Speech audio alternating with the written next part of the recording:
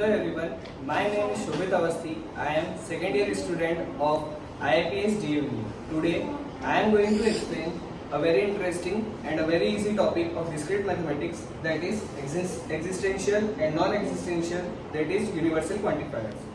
Let us begin with the introduction of existential and universal quantifiers. So first of all, what are quantifiers? Quantifiers are the logical operators that allow us to make statements about existence and non-existence of objects or properties in a given domain. At the end of this presentation, you will be able to understand the definitions of existential and universal quantifiers.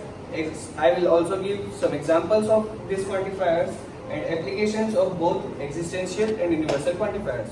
Definition of existential quantifiers.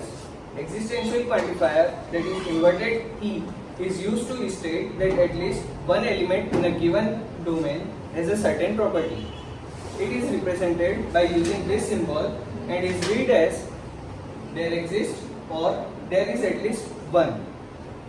Example of this existential quantifier is there exists a number that is greater than 5. Definition of universal quantifier. Universal quantifier is also known as non-existential quantifier, and it is used to state that a property in a given domain is true for all elements. It is represented using the symbol inverted A and is read as for all and for every.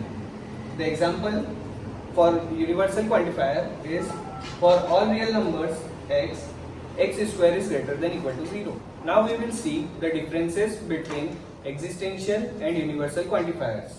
Existential quantifiers. They assert that the existence of at least one element with certain property. Universal quantifiers asserts that a property is true for all given elements in a given domain. The symbol for existential quantifiers is inverted E and universal quantifier is inverted A.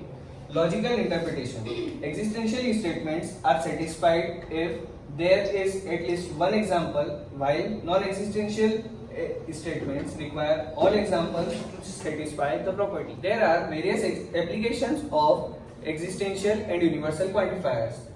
Some of them are propositional logic, second is set theory, and third is mathematical proof. I would like to conclude my presentation with some key takeaways. That are existential quantifiers, their definitions, universal quantifiers, here is their definition, their applications, and the logical interpretation. Thank you for watching my video. Don't forget to like, comment, and subscribe.